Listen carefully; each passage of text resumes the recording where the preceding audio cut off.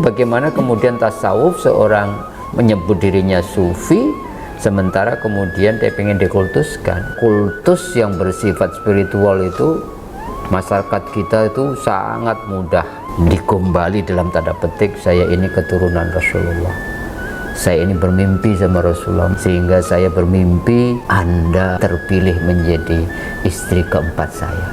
Beruntung sekali Anda. Assalamualaikum warahmatullahi wabarakatuh.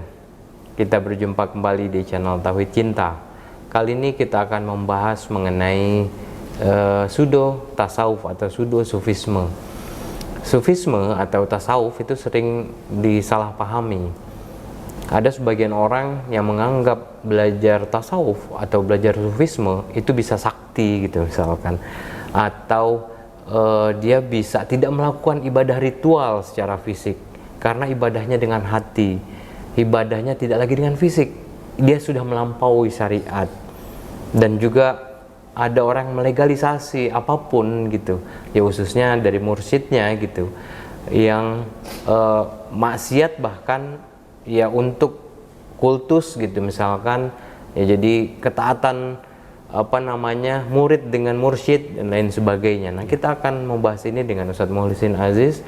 Beliau adalah pembina di channel Tauhid Cinta ini. Assalamualaikum Ustadz. Assalamualaikum warahmatullahi wabarakatuh. Nah, ini kan kita banyak ya Ustadz menyaksikan pseudo tasawuf gitu ya, atau tasawuf palsu lah ya, sufi palsu gitu, orang yang mendaku-daku sufi gitu ya, padahal dia cuma suka film gitu ya. Ya, atau misalkan tasawuf disalah-artikan, wah bisa menghilang gitu atau bisa punya ilmu kebal atau lain sebagainya gitu. Nah, apa sih sebenarnya tasawuf atau sufisme itu, dan kenapa dia banyak disalah-artikan? Ya misalkan ya nggak perlu lagi lah sholat, ya kita sholatnya itu dengan hati, yang penting kita nahi mungkar, kita tidak melakukan maksiat gitu. Ya memang Mas Rifki, salah satu kata yang paling sering disalahpahami adalah tasawuf. Tadi Mas Rifki sampaikan gitu ya, kalau dengar kata tasawuf, saya itu pernah naik transportasi online, kemudian di sepanjang jalan saya diceramahin, karena ketika ditanya mau kemana gitu, mau ngajar gitu. Ngajar apa? Tasawuf. Bid'ah itu. Tasawuf itu kan nggak ada zaman Nabi. Tasawuf itu A.B. Sandi. Tasawuf itu meninggalkan dunia. Itu kesalahpahaman pertama tentang tasawuf. Orang kemudian putus cinta, kemudian pakai wirid mahabbah, dianggap tasawuf. Jadi tasawuf itu dianggap obat dari segala masalah kehidupan.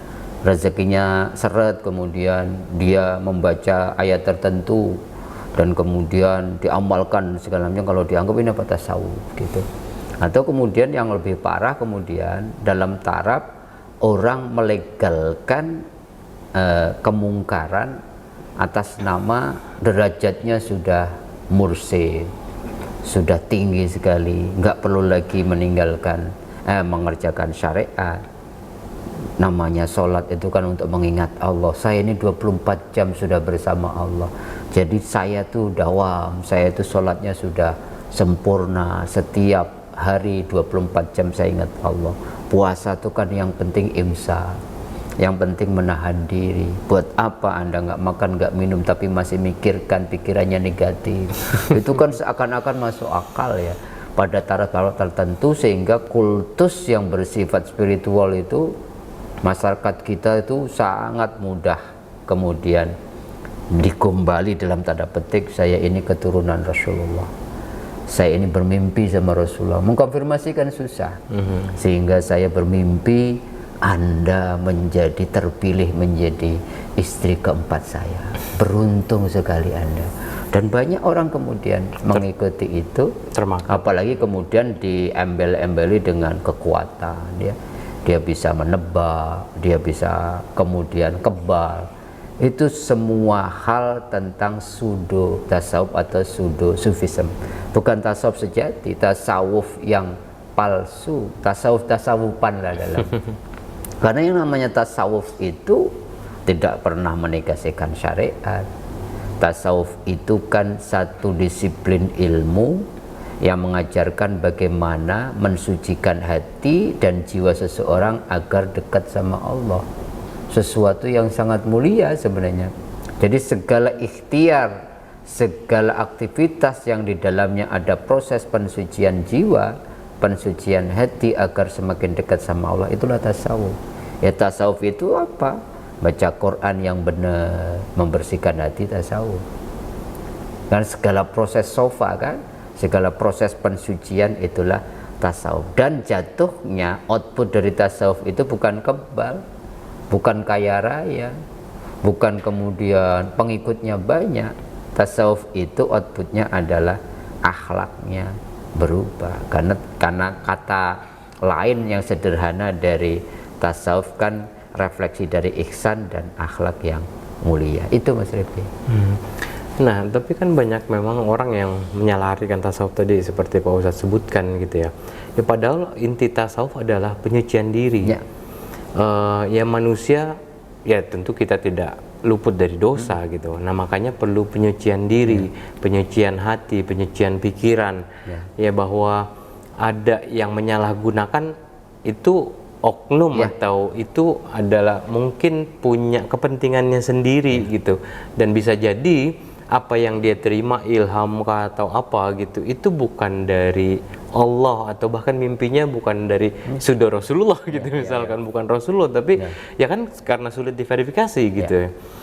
Nah bagaimana Ustaz membedakan antara tasawuf murni dengan pseudo tasawuf itu? Kalau tadi saya sampaikan karena tasawuf adalah proses pensucian jiwa, persucian hati untuk dekat sama Allah, maka paling sederhana tasawuf yang benar adalah akhlaknya berubah. Dia semakin dekat sama Allah, cara berinteraksi dengan sama manusia, welas asihnya tumbuh, ya, tidak semakin eksklusif. Kok menjadi hambanya Allah kok semakin membeda-bedakan orang. Kelompok dia yang kelompok paling istimewa, paling suci, pasti udah keliru. Karena tasawuf yang benar inklusif, tasawuf yang bisa menyapa sesama manusia dengan sapaan kasih seperti Allah menyapa kita. Yang kedua, kalau kemudian diajak ikut tasawuf tapi kemudian membedakan atau bahkan memisahkan dunia dan akhirat, bahkan kemudian mengucilkan diri dari dunia, ada yang salah gitu.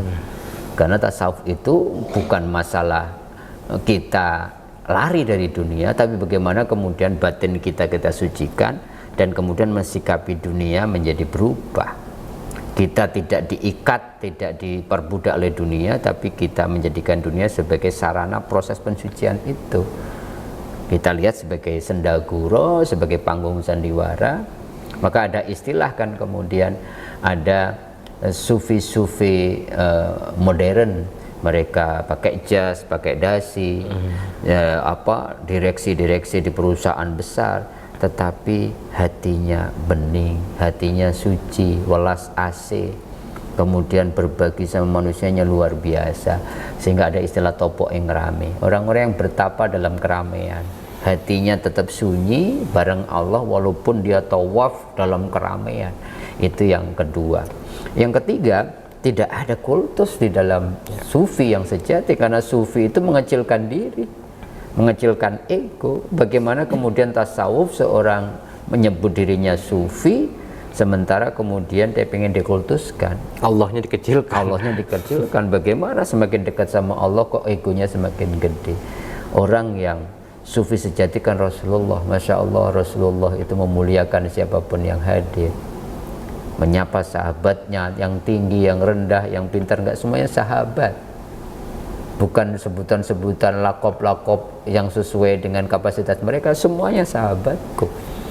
Maka sufi sejati, sufi yang sudah meleburkan egonya, paling tidak mengecilkan dirinya, yang dia besarkan adalah Allah Subhanahu wa Ta'ala.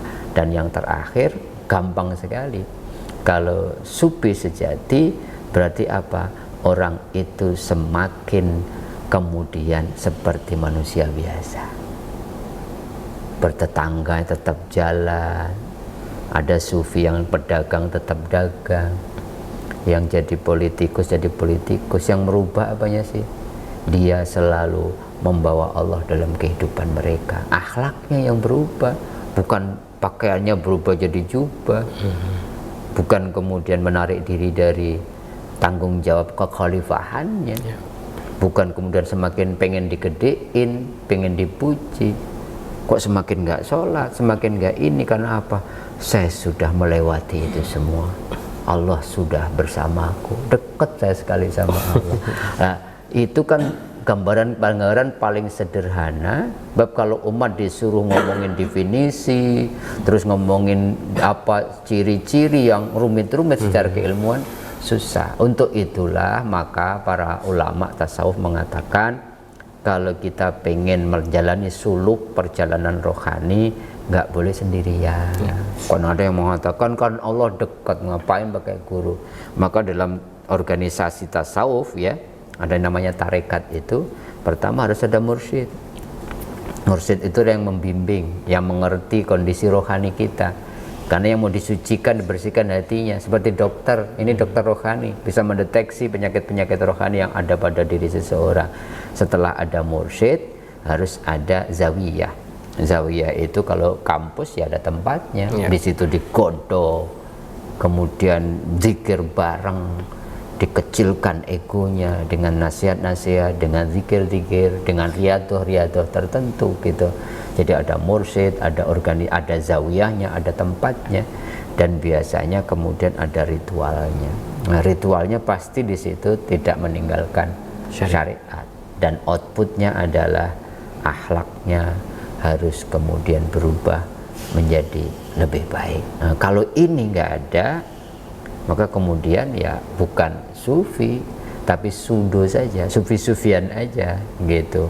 Dan itu sayangnya akhir-akhir ini banyak orang tertipu, mohon maaf, dengan sudo-sufism, pengakuan orang-orang yang ngaku titisan A, titisan B, dan kemudian gara-gara menunjukkan kemampuan-kemampuan yang dianggap wow gitu, kemudian kita anggap ini orang dekat sama Allah. Jadi orang dekat sama Allah kok bisa sulap. Orang dekat sama Allah itu ya yang hatinya bersih. Maka saya ingat betul itu ya nasihat salah satu ulama NU yang sangat terkenal, Mbah Maimun Zubair. Kalau sampean semua nggak bisa riyadhah, dekat sama Allah dengan sholat, yang khusyuk, yang ini, ya sudah sholat saja sesuai kemampuan. Kalau kalian nggak bisa riyadhah dengan sedekah setiap hari, nggak apa-apa. Kalau kampean nggak bisa sholat malam tahajud setiap malam karena mungkin kondisi, dan nggak apa-apa. Kalau kalian nggak bisa baca Quran setiap hari, nggak apa-apa. Tapi tahukah riyadhah yang paling ampuh, riyadhah yang paling keren, yaitu berusahalah menjadi orang yang baik. Berusahalah orang yang punya hati yang bersih, sehingga kalau orang hatinya bersih, akhlaknya mulia, memuliakan sesama. Dan itu yang jalan tercepat menuju Allah Subhanahu wa Ta'ala. Luar biasa ya Ustaz. Nah, saya ingin tanya terakhir nih Ustaz, apa namanya? Ya kan ada syariah, ada thariqah, ada hakikah, ada ma'rifah gitu. Ada yang mengatakan bahwa ini adalah tingkatan-tingkatan. Ya ketika masih di level syariah, naik lagi ke level thariqah, jadi ditinggalkan tuh, terus naik lagi level ke hakikah gitu, dan lalu ke ma'rifah. Nah itu tingkatan.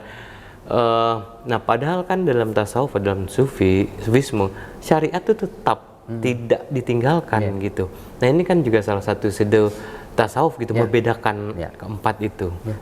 Ya ini kan irisan yang nggak boleh dipisahkan. Beragama itu irisannya ya syariat, tarekat, hakikat, ma'rifat. Jadi kalau kita anggap kelas, ketika kita belajar tentang sholat di kelas 1, naik kelas 2 tidak berarti kemudian sholatnya ditinggalkan. Cara memahami sholatnya harus ditingkatkan. Maka jangan pernah kemudian kita berhenti menjadi sholat secara syariat saja. Tingkatkan. Maksudnya itu, sholatmu juga harus secara tarekat, sholatmu harus secara hakikat, sholatmu adalah secara hakikat. Maka gambaran menarik dari dari implementasi syariat, tarekat, hakikat, ma'rifat itu Ihya Ulumuddin misalkan. Imam Al-Ghazali membagi ibadah seseorang menjadi awam, menjadi khawas. Khawasul khawas itu kan tidak berarti apa-apa, hanya untuk menunjukkan ada orang-orang yang puasanya syariat saja. Sayang, jangan berhenti di syariat. Puasamu harus secara tarekat, puasamu harus secara hakikat dan ma'rifat. Haji juga begitu. Kalau syariat yang penting datang ke tanah suci, kata Kashful Mahjubnya itu mengatakan ada orang yang berhaji secara fisik aja.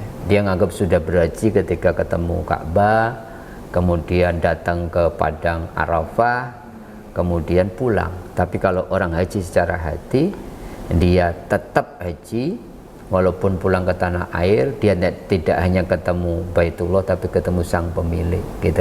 Ini disalahpahami lagi, bukan saya sudah sufi, syariat sudah nggak penting lagi.